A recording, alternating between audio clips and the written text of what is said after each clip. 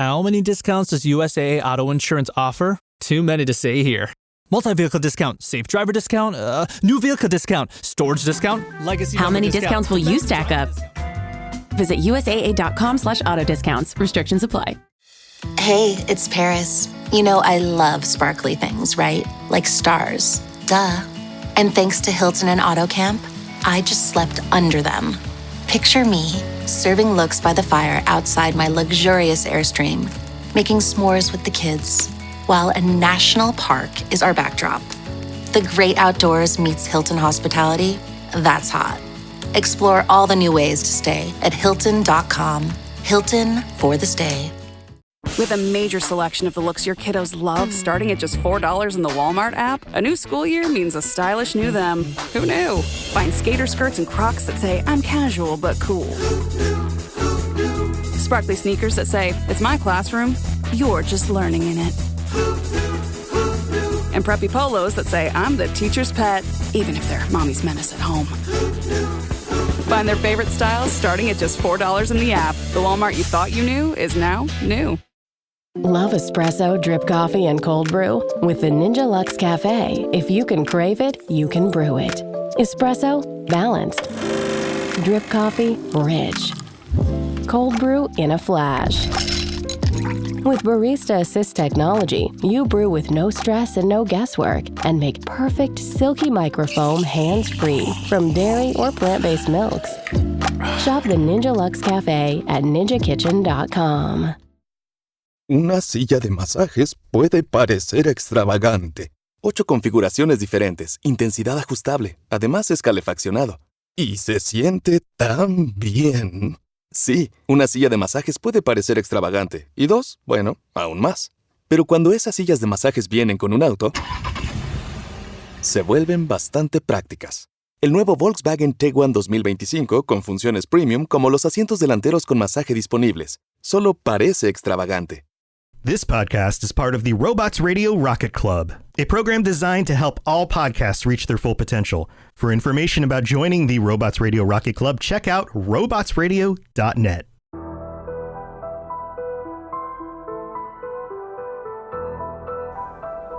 Hello, and welcome to the Assassin's Creed Lorecast. My name is Austin, also known as Teacup. And my name is Shelby, also known as She-Cup. Join us as we embark on unraveling all of your favorite mysteries from the Assassin's Creed universe. From assassins to Templars to the mysterious Isu and more. We will seek to uncover it all, so join us and maybe even take a leap of faith. Hey, Austin. Hey, Shelby. Isn't this a fun switch up? It is a fun switch up. All right, so what are we talking about? Well, we are talking about Assassin's Creed. Which, if you haven't realized yet, which you might not to, I've talked about it, of course, on our other podcast, the Dragon Age Lorecast, but Assassin's Creed is my favorite video game franchise. I've played every game. I have just really enjoyed that going into Assassin's Creed. So we decided, well, let's start an Assassin's Creed Lorecast and kind of do an old switcheroo where normally Shelby takes the role of the expert and the researcher because she has more experience in all of the aspects of the games. Even though I've played Dragon Age, I've played all the games, but she's definitely delved deeper into a lot of things. But it's that way for me with Assassin's Creed, so I'll be taking that more researcher role. And so I thought we could take, like we did, I'm going to talk about just a little bit of how we kind of got into Assassin's Creed and kind of things that drew me and you to the series. So I played Assassin's Creed. I started with Assassin's Creed 2, but I originally saw Assassin's Creed 1. We were on a youth group trip, and someone had, this is the most, like, I grew up in a pretty wealthy small town. It's like one of the wealthiest towns in all of Tennessee. Small town? Okay, city. It's a suburb of Nashville. And, everyone knows where you're from now. Right. Yes, I know. But there's just a very wealthy community. And so on this youth trip, this kid brought his Xbox with one of those little, like, portable DVD players.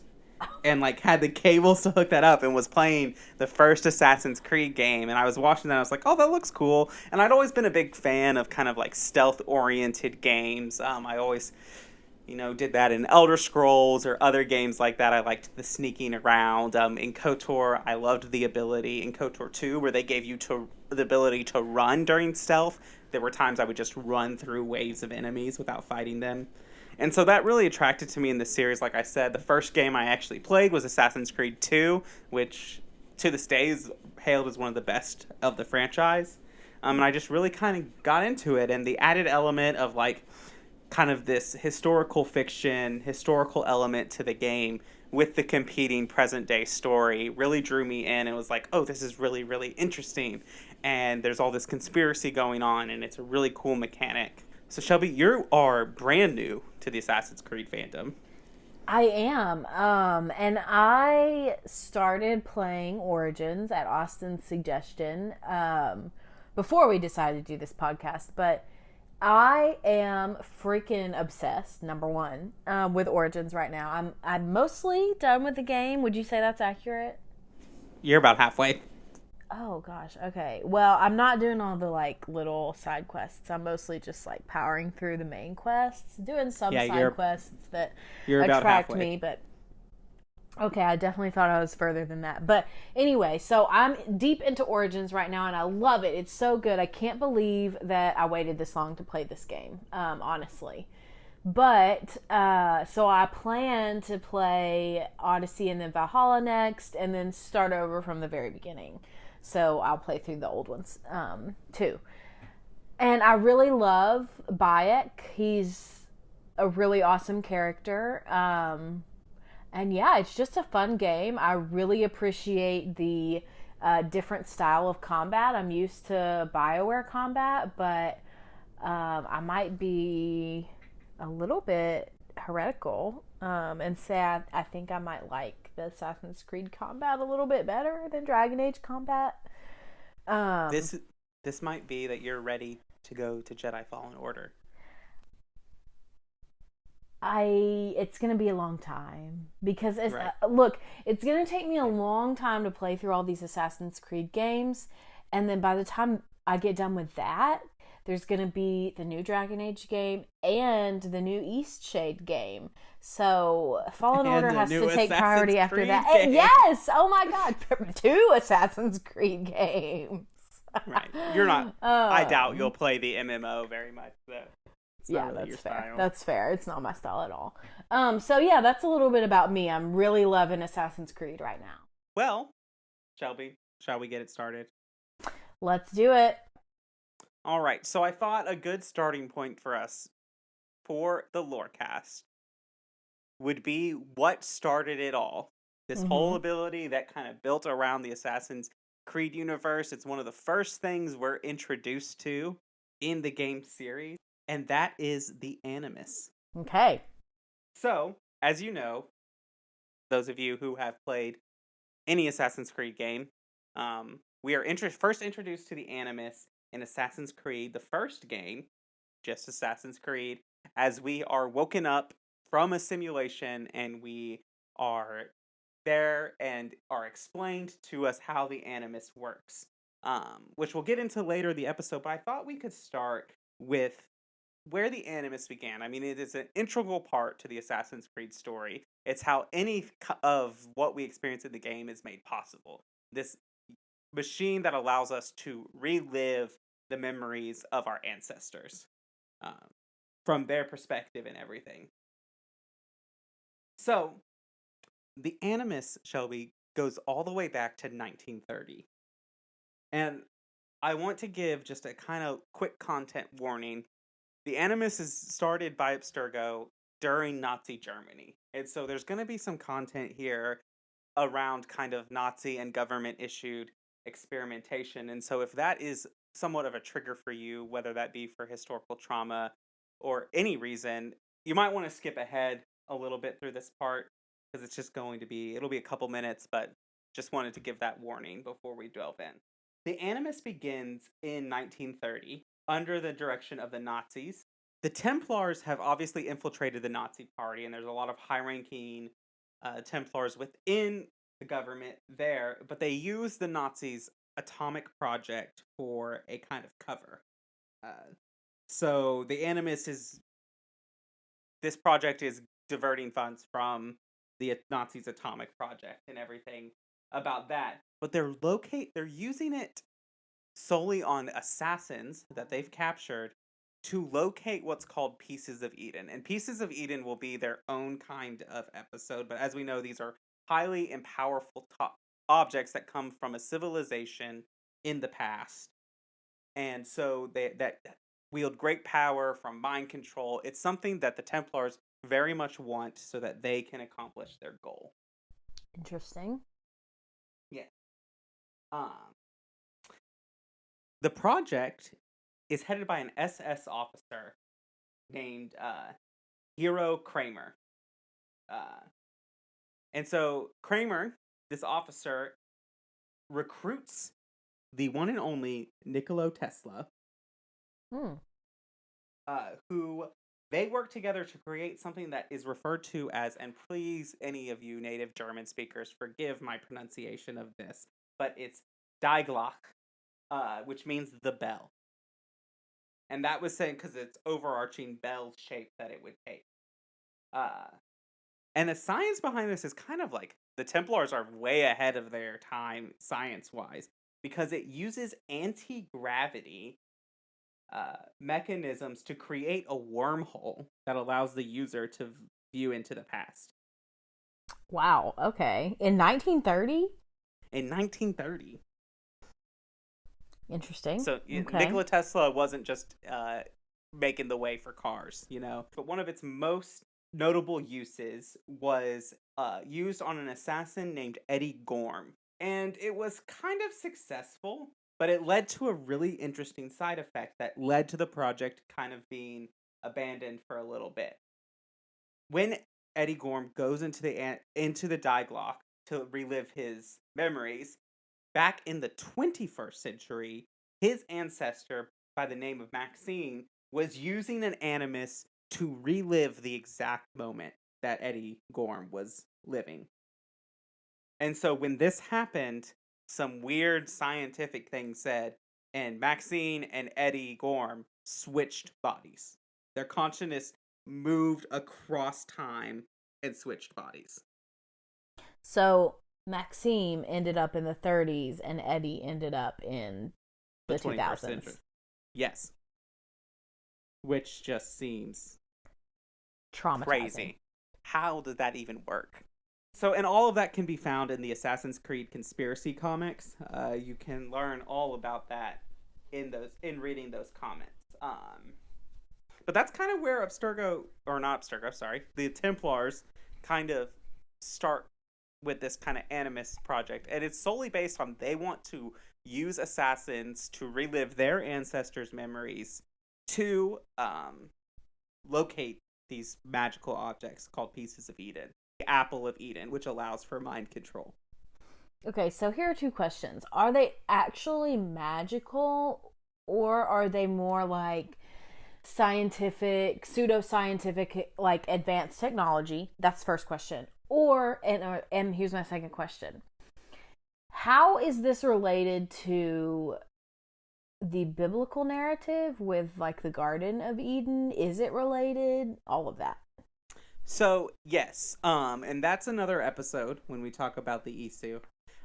They are called Pieces of Eden because this is just a brief history in the Isu that we'll talk about later. But Adam and Eve were human Isu hybrid that Eve steals an apple and leads a rebellion against the Isu.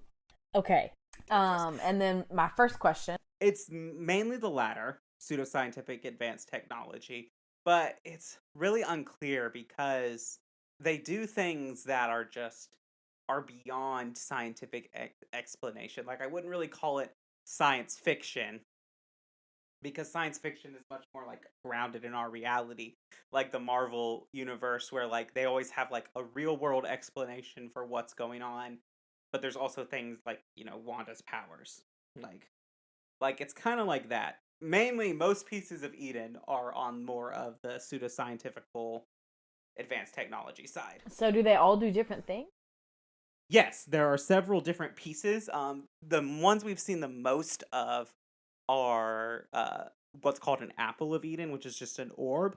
There's a Sword of Eden, a Staff of Eden, a Spear of Eden, the Shroud of Eden. There's all kinds of different things. Wow. Okay. As you can see, they'll be their own episode. Yeah, for sure. Okay, I just wanted to make sure I understood what we're talking about. And so the Templars kind of like, even though the Diglok is somewhat unsuccessful, it is successful, but it leads to a very unwanted side effect. I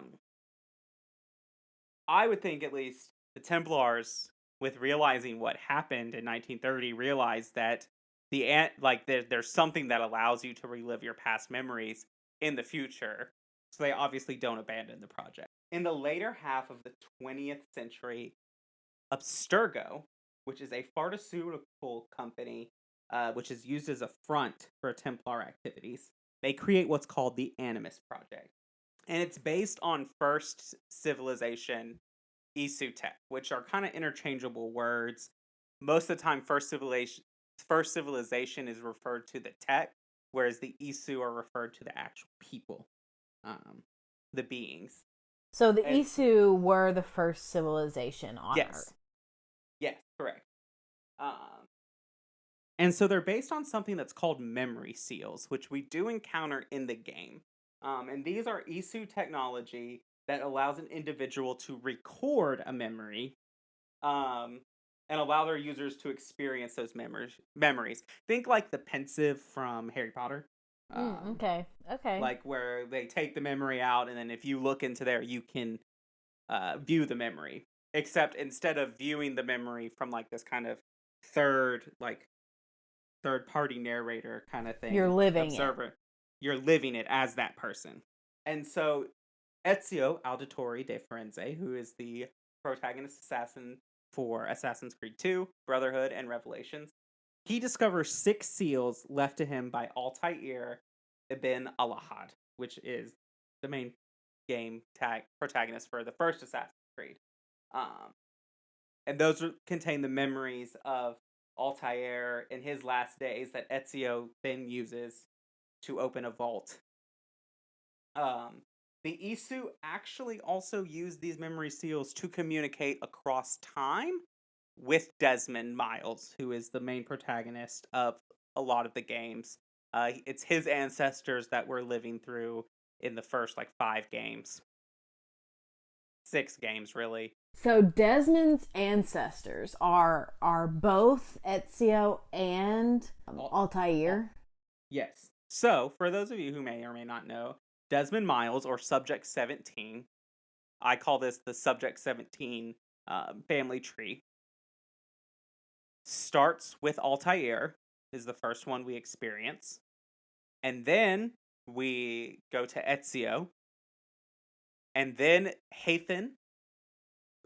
then Edward Kenway, who is a pirate in Assassin's Creed Black Flag. Hathan Kenway, who is Edward's son. And then Connor Kenway, who is Edward's grandson. Okay. Yeah. And these are ancestors from different lines. There's a whole, if you're really curious, there's a whole Desmond Miles family tree that traces where they all come back. That's on the internet. We can look that up. I would like that. Yes. So they use these memory seals to kind of influence, though the technology isn't quite the same, and we'll get into that later in the episode. So the actual use of the Animus doesn't happen until 1980 on an unknown male subject, only referred to as Subject 1. There are 17 Animus Project subjects, the 17th one being Desmond Miles. So 1 through 16 of the Animus subjects, they all die before Desmond. Is that correct to say? No. Sort of, but no. I know there's a storyline with Subject 16. So yes. What about Subjects 1 through 15? We don't have a lot of information about them, but we'll get into a couple of them. Okay. in there. And so, Subject 1 memories lead to the access of memories of assassin Aveline de Grappe, who is an assassin during colonized New Orleans. Okay. In Assassin's Creed Liberation. Okay. I want to play that one.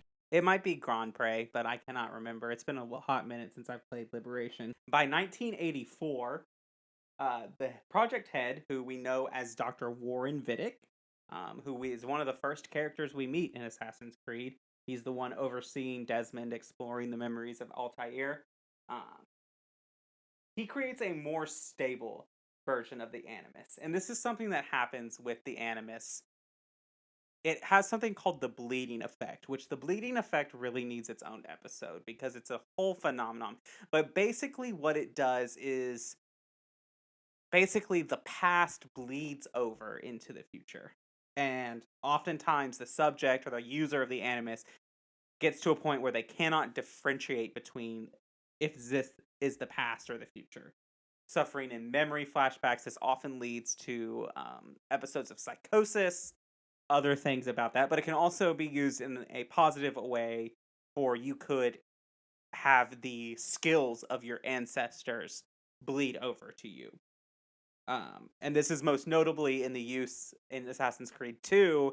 They use the memories of Ezio Auditore de Firenze and the bleeding effect to basically hyper-train Desmond Miles in the ability of assassins. Okay. So in a few short months, he inherits the abilities of a master and assassin. So if he was just in the Animus and like wasn't experiencing the bleeding effect, say the bleeding effect wasn't a thing at all, would he still be able to like get those powers of being like a good warrior and fighter and all that? No. It is only through the bleeding effect that is able to happen. Eczema isn't always obvious, but it's real.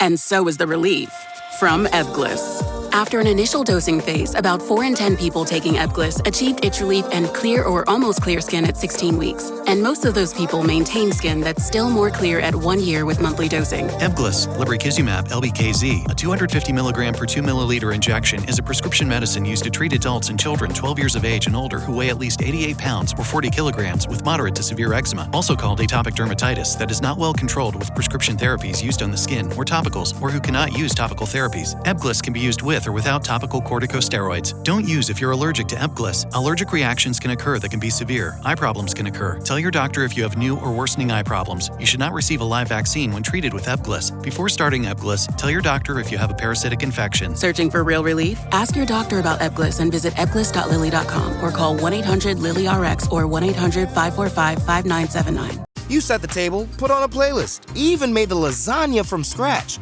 And now you're wearing it. OxyClean Max Force Spray tackles tough, set-in stains the first time. Adulting is hard. Fighting stains shouldn't be. OxyClean Max Force. It's not clean unless it's OxyClean.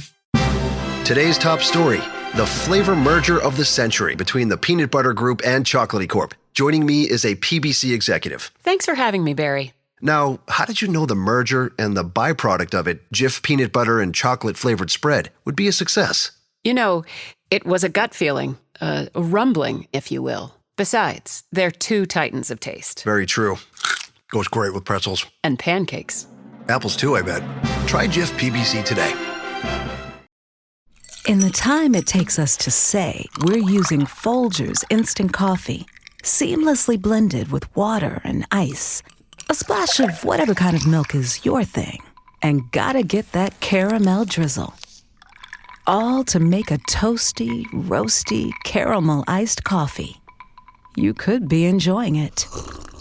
Every damn sip of it. Damn right. It's Folgers Instant.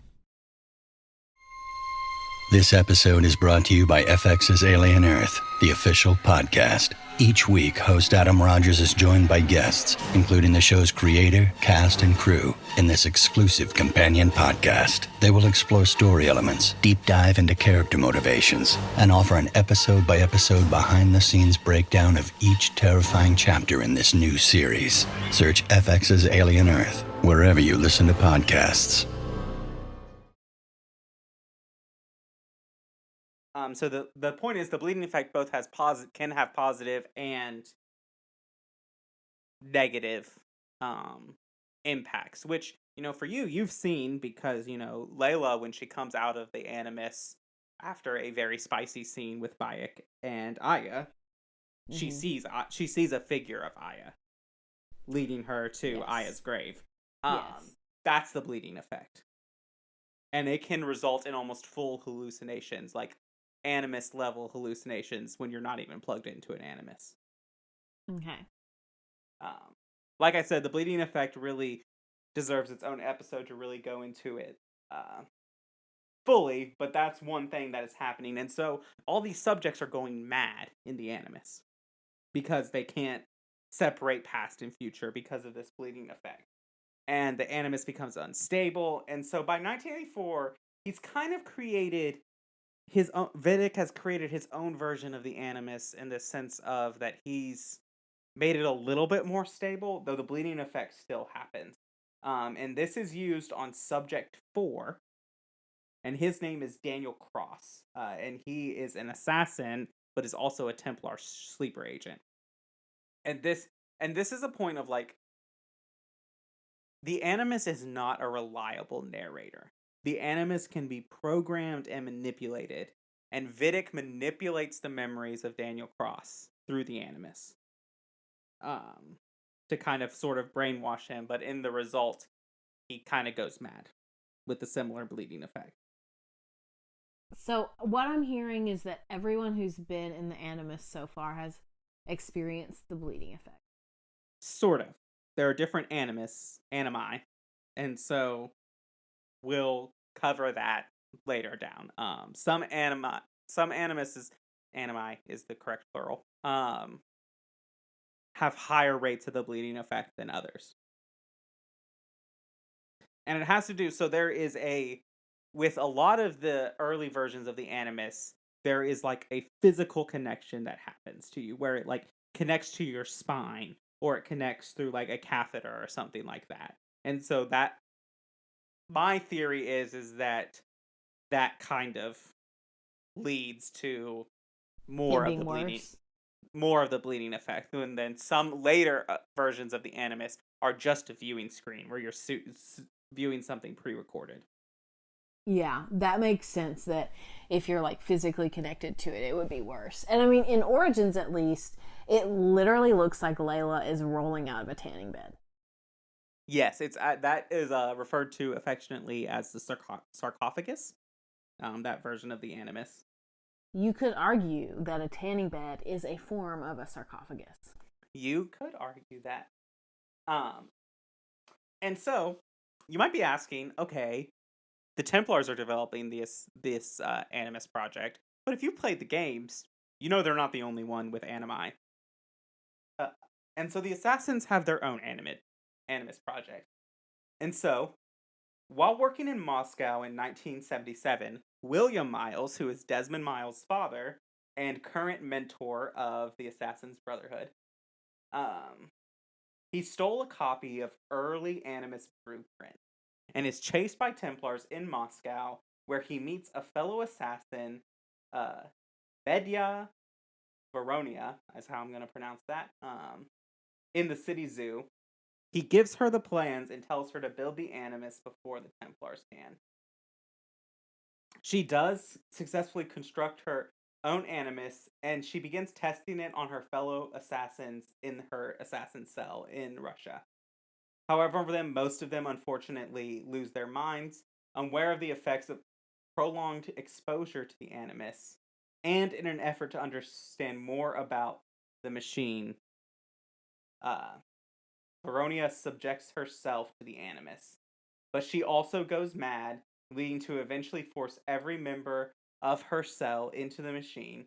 Only her daughter kept her sanity, as the cell quickly became little more than a band of feral killers, losing all contact with the outside world. That's sad.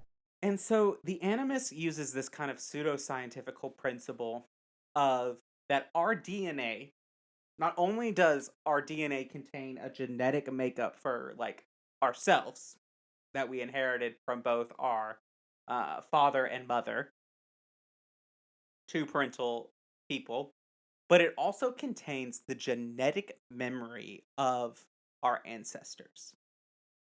And Warren Vidic kind of explains this in like, how do birds know where to migrate to? Like new offspring birds know where to migrate to. Instincts. And that's what they said. But Warren Vidic argues, and in the world is correct, that they contain genetic memories from their parents that tell them where to go. And so he tests and finds that out in humans, that they too also contain genetic memory. So, which, is an interesting concept in and of itself.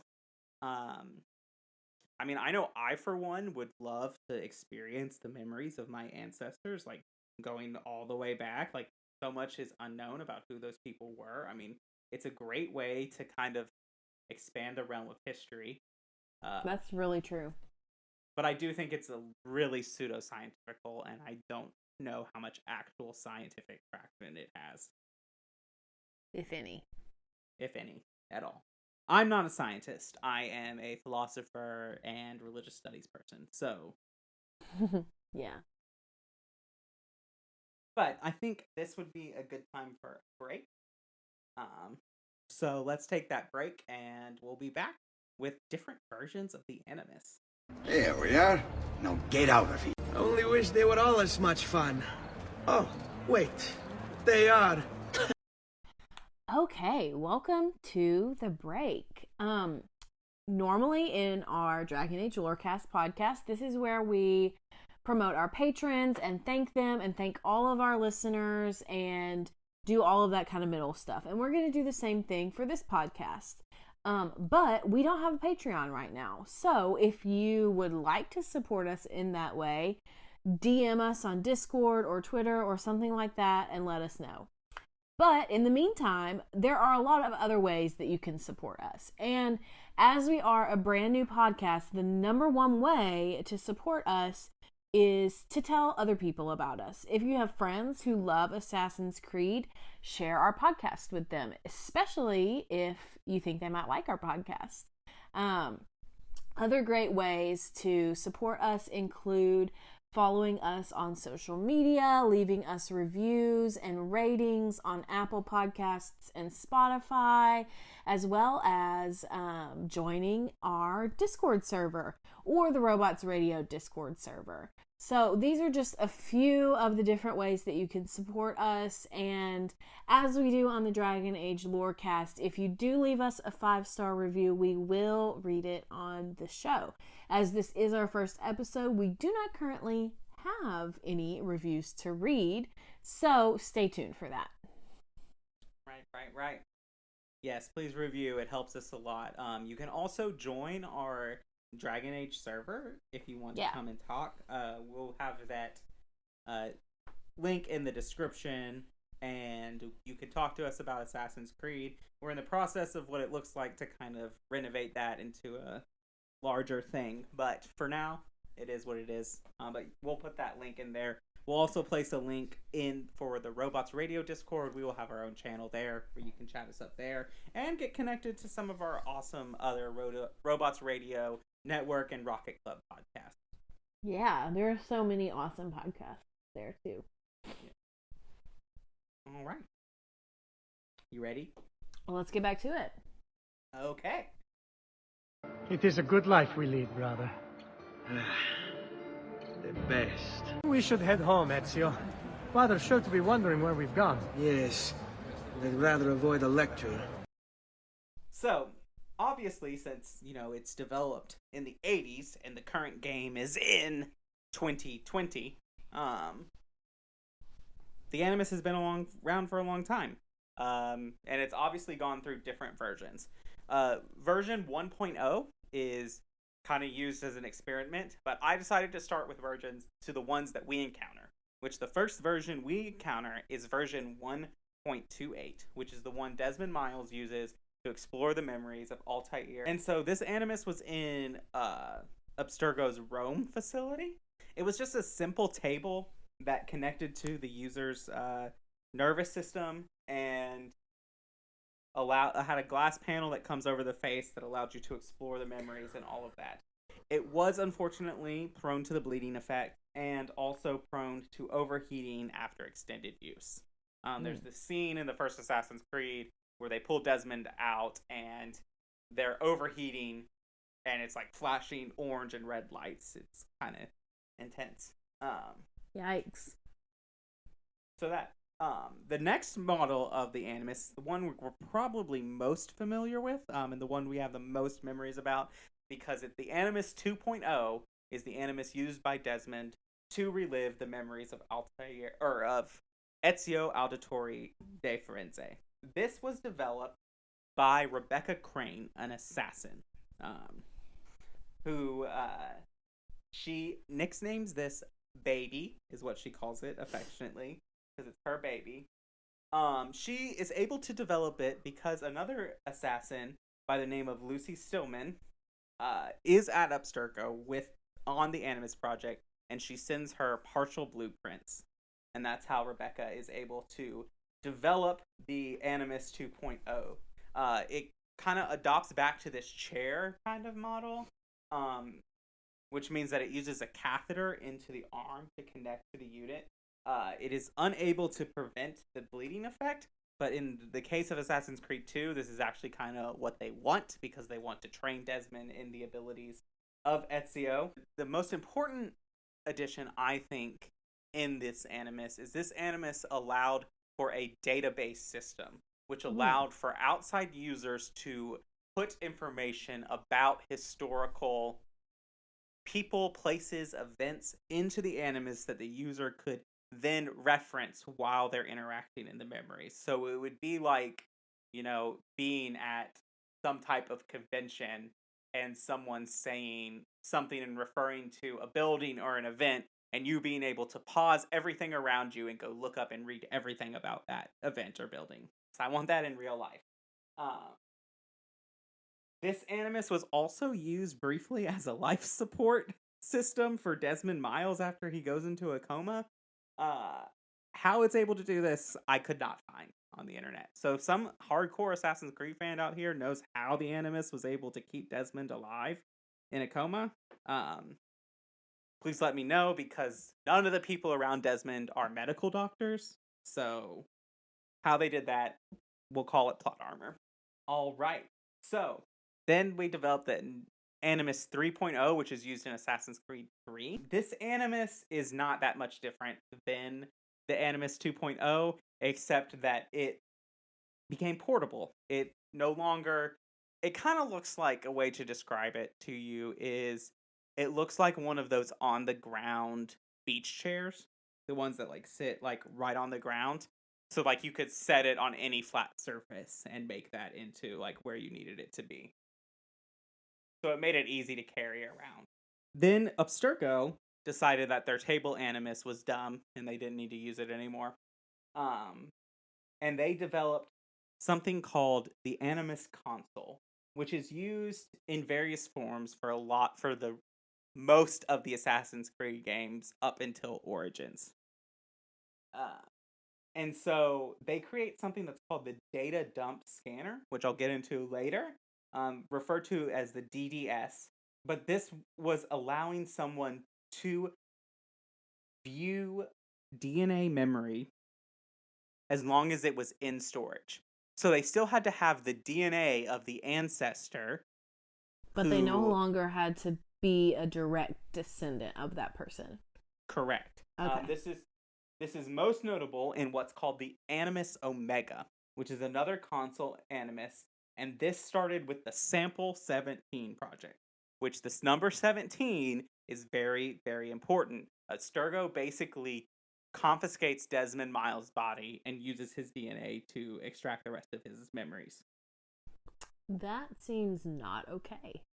Well, Abstergo does a lot of things that are not okay. They're their whole other episode.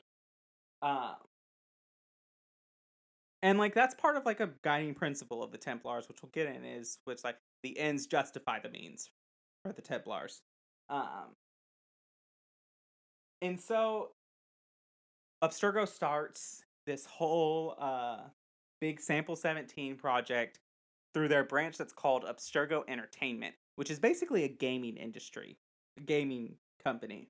And so their team delves through genetic memory for them to develop their great next pirate game. And so obviously this is the setting of Assassin's Creed Black Flag. Do you think Ubisoft is doing this in real life? Look, I don't put anything past a corporation. But I do think that Ubisoft has its own problems, but abducting people and using their genetic memory to develop their video games is not one of them. That's fair. Let's keep going. All right. Because otherwise their video games would just be a little bit better than they are. That's probably fact. True. So that's how that works. The Animus Omega is then launched and distributed to homes where Abstergo is basically using this to kind of paint the Templars in this great light. They want the society to kind of have this positive view of them, of the Templars, kind of preparing for their whole New World Order thing that they're trying to do.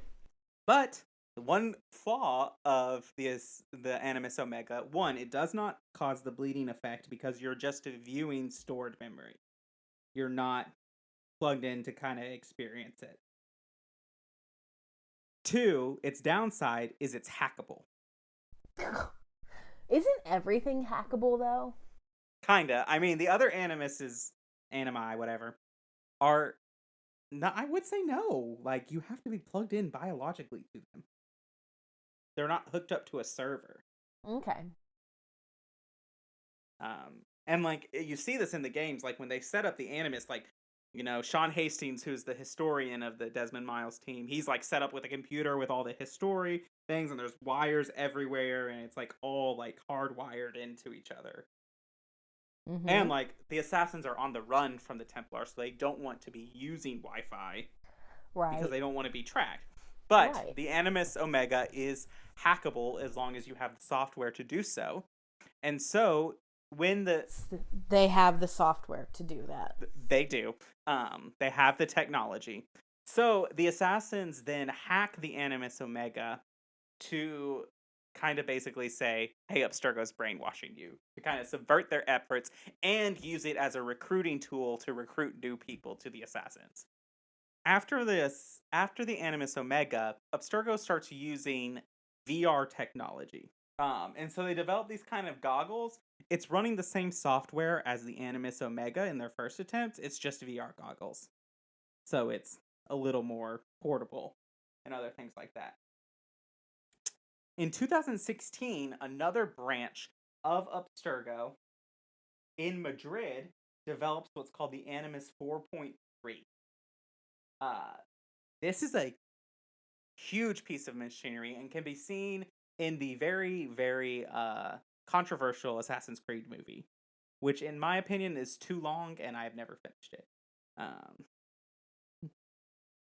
But basically what this does is it has this giant arm that comes down in this big dome kind of thing, and it attaches to your spine, and there's a bunch of medical terms that I don't know what they mean, so I'm not going to attempt to tell you what they are. And so it attaches to your spine, and it allows you to move while you're in the Animus. So you can run and jump and fight with weapons while you're experiencing all of this kind of stuff with the Animus. And that's used in the movie by Caleb Lynch. It's headed by Dr. Sophia Ricken, who is a later character in the games with that. Now, to get to the Animus that we're using currently in the games. This is the Animus HR8. This is developed by Ricken and a Abstergo employee named Layla Hassan. From Origins. Yes. It was very compact. It could be compacted into a suitcase. It had an epidural connection. Or no, it did not have an epidural connection. It had a different one that is hematological link, which someone medically explained that to me. Wasn't that mean like a blood link? I think you are correct, because like isn't like a hemanoma something like a clot of the blood? That I do not know. No, it is. So it relays information solely to a user's brain. So I think it's some kind of like brain link. Well, hematology is this like branch of medicine that deals with blood. So yeah. All right. So we'll go. It does use the blood because it uses the red blood cells to translate data to every organ. This allows the user to only need the DNA of the person that they want to live the memories for. So like with Layla... again, you don't have to be the descendant. Right. Layla is able to take DNA directly from Aya's grave and Bayek's grave to relive their memories. This is known can create...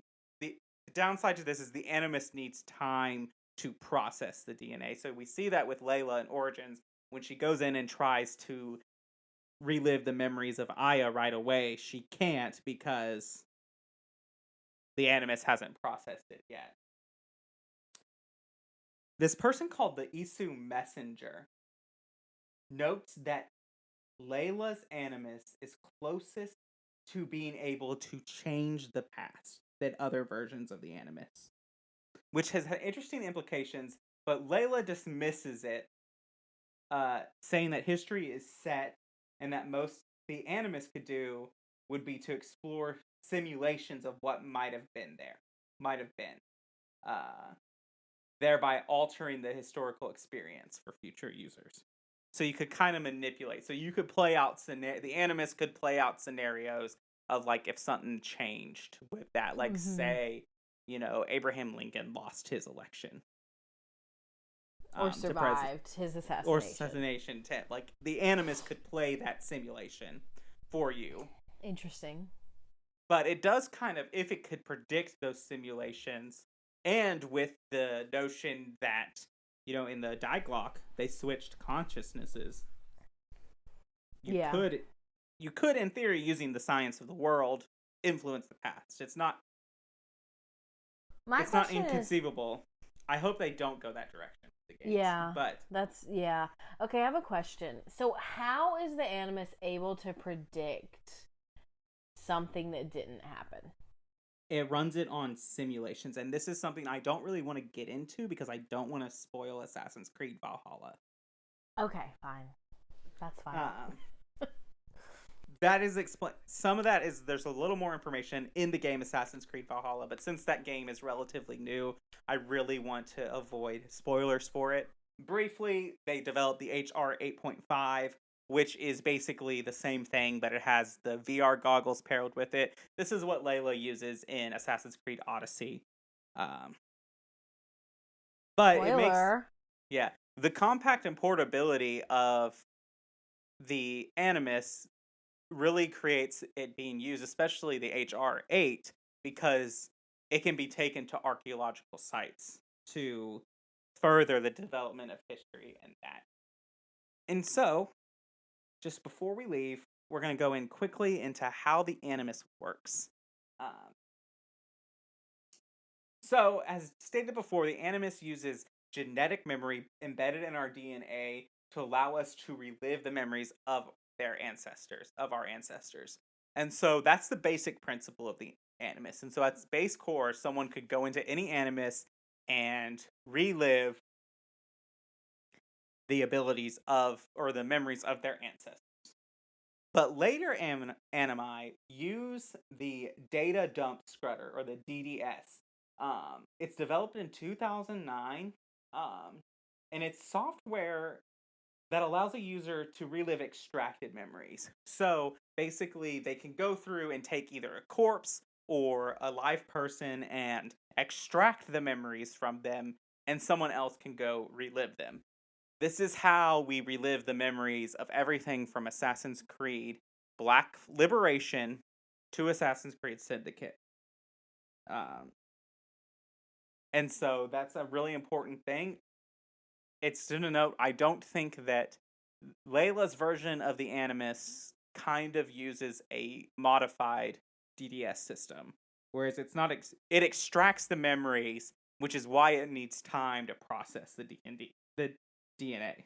And so, another thing that the Animus uses that kind of helps with stability is you can't just jump into a memory of an ancestor. You have to achieve what's called synchronization, which is basically living the life as the ancestor lived that life. If you deviate from that, it can result in desynchronization, which can cause a full shutdown of the Animus program, forcing you to restart from a different point of synchronization. Which just means you die in the game. Right. Sort of, yeah. Or in some cases, like, so there are certain, like in some of the earlier games, there are certain memories where your ancestor went in undetected. So if you are detected by a guard in that, it causes desynchronization. And you get all this flashing red, and then you have to go back to an earlier sync point. This mechanic also prevents the user from exploring places that the ancestor didn't go. So, like, in theory, the Animus has the ability to rebuild the world. That's frightening. But you can't go, like, I couldn't take Ezio and send him to the American continents. Because he didn't go there. That would result in desynchronization. And this can also can happen in even areas that if you're reliving a specific memory that your ancestor didn't go to in that memory. So, like, for instance, like, if you're reliving your ancestor and they get up in the morning and they didn't go to the bathroom, that could cause desynchronization if you decide, oh, let's go explore the bathroom. Okay, but this is where it kind of starts to fall apart for me, because how do you know exactly what your ancestor did? Couldn't you just be walking into every potential situation that day causing desynchronization? And so, yes, and that is why the Animus comes with a heads-up display. Specifically in later versions, because they are extracted memories, they can know where to go, and so it allows them to have, like, points and objectives. It's kind of like the Animus is a real life, like you're playing a video game. Yeah, and also my other question with the Animus, logistically, is like, how does it know every single memory of that person? It's because they're connected to its DNA. And so, like, that's why Layla needs to find the DNA of people to create the memories for that. It's why they need Desmond's body to get the other DNA. It's why you can only relive memories in the earlier ancestors, or early Animuses, that animi is the proper plural, that you are descended related from. To. Because those are the ones that are embedded in your DNA. And according to Warden Vidic, we contain the entire memories of our ancestors in our DNA. That just seems unlikely to me. Like, I guess I would be able and more ready to believe it if it was like, we have parts of our ancestors' memories, but all of our ancestors, like, so every single person we're descended from, we have copies of their DNA and all of their memories. And not just like some of their memories, all of our ancestors, we have all of their memory embedded into our DNA. At some point, wouldn't the DNA then become overloaded? It depends. One thing that's to note is that people who are of mix Isu and human DNA, and so Isu have what's called a triple helix DNA sequence, they are better prone for the Animus than humans who do not. Because they have more DNA space. Right. I also think that the Animus can only do so much. It is also, not a reliable narrator, so you're not viewing objective history. You're viewing history through the eyes of this ancestor, which can be manipulated. Yeah, that's fair. And so that's another thing about it. But, I would really argue that there isn't an objective history. Like, yes, there are things that happened, but history is made up of events that are experienced by individual people, and every individual person has their own unique context and relationship to what happened. So yeah, I think that the Animus, it is an interesting piece of science. I don't know how. It's kind of like what we like to say is like it's adjacently true. Like it contains like tidbits of the truth, but like we could contain genetic memories from our ancestors, but if you go back, like we would have like every human being has 2 sets of inherited DNA from their father and mother's line, who also have 2 sets, who have 2 sets, who have 2 sets, who have 2 sets. So by the end, we've got millions of and DNA billions right now upon people who are better. And like DNA is microscopic, and so it's possible, but it seems unlikely. So yeah. Do you have any other thoughts about the Animus?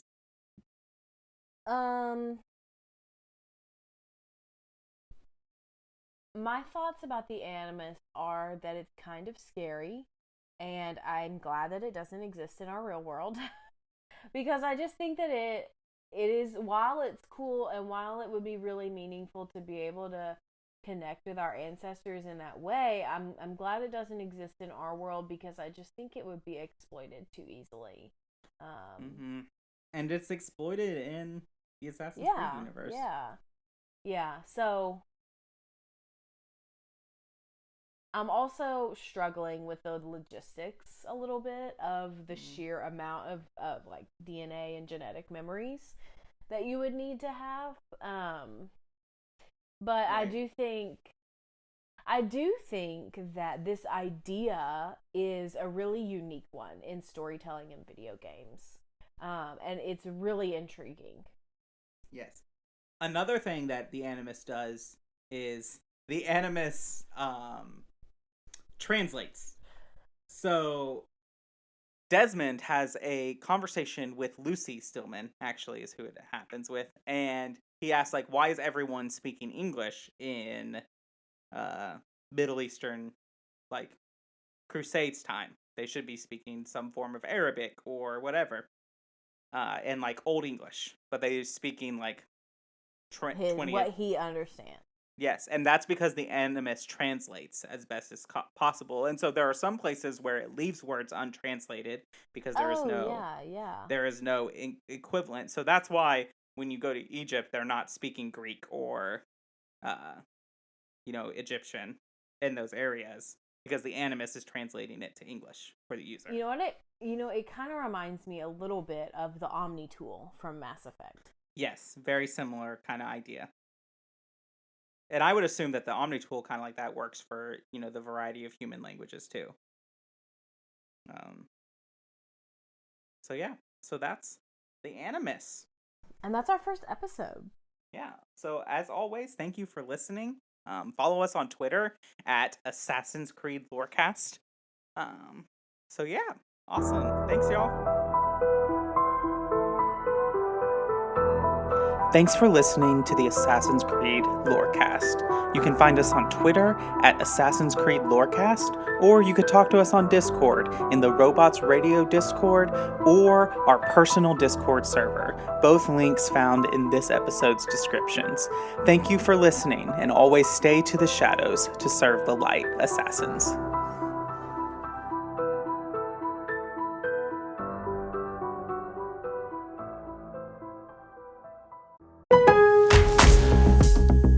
Lowe's knows tough jobs call for tougher tools. The new DeWalt Elite Series power tool accessories are built to last for the pro who doesn't stop. With precision fitment, durability, and impact resistance, finishing jobs faster has never been easier. Shop the new DeWalt Elite Series at an everyday low price exclusively at Lowe's. We help, you save.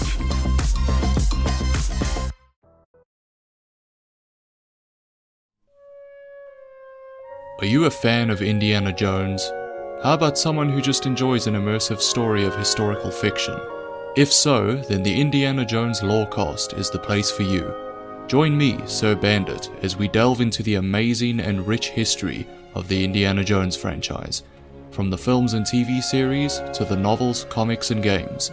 The show is available wherever you get your podcasts, so if you feel that call to adventure, you can come find me in my office. I'll see you there.